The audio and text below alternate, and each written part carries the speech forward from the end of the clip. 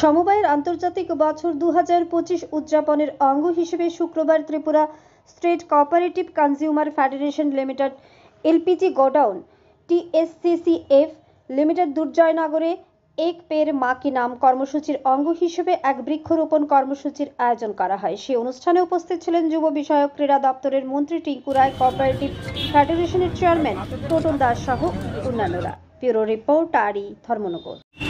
বরজলা কোঅপারেটিভের প্রাঙ্গণে আজকে আমাদের বৃক্ষরোপণ অনুষ্ঠান।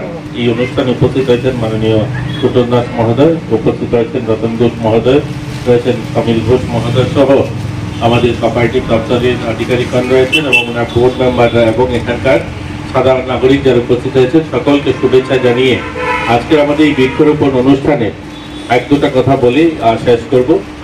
আপনারা সকলেই জানেন যে যখন কোভিড হয়েছিল 19-20-তে, তখনকার সময় গোটা দেশ, শুধু দেশ না গোটা পৃথিবীর মানুষ গাছের প্রয়োজনীয়তা বা তখনকার সময় মানুষ উপলব্ধি করতে পেরেছে এটা কতটুকু গুরুত্ব। আমরা যদিও এই অনুষ্ঠানটা অনেক বছর ধরে করে আসছি, কিন্তু এই অনুষ্ঠানটার যে মাহাত্ম বা এই অনুষ্ঠানটা কতটুকু গুরুত্ব এই গাছ লাগানো বা গাছ বাঁচানো, সেটা আমরা যদি একটু চর্চা না করি তাহলে বুঝবো না।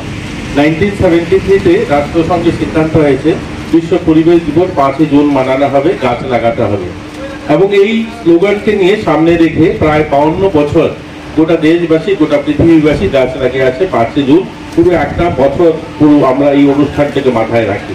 কিন্তু একটা কথা বলুন তো দেখি, এখানে যারা আমরা আছি সবাই এখানে যারা সমবেত হয়েছে আজকের এই অনুষ্ঠানে, আমরা যদি দেখি আমাদের বিভিন্ন সরকারি প্রাঙ্গণগুলো যেখানে আমরা বৃক্ষরোপণ করি, এই 52 বছরের গাছ লাগানোর ইতিহাসটা তো আপনি দেখবেন উমাকান্ত হোক, তুলসীবুদ্ধ হোক, এমবিবি কলেজ হোক, হসপিটাল হোক, যেখানেই আমার সোশ্যাল ওয়েলফেয়ার দপ্তরের অঙ্গনওয়াড়িগুলো, এরা সকলে মিলে আমরা প্রতি বছর এই অনুষ্ঠানটা করি।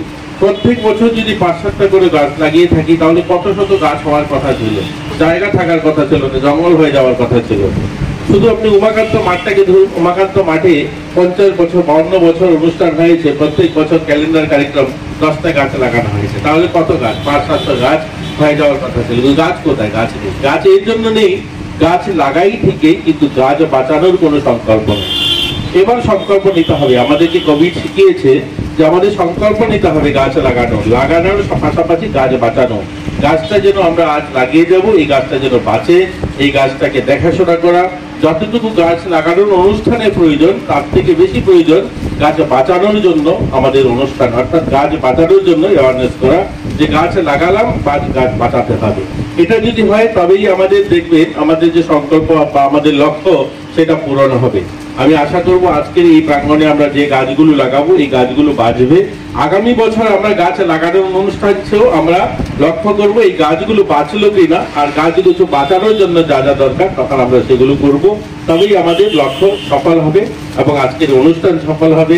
আপনারা সকলেই ভালো থাকবেন, সবাইকে শুভেচ্ছা।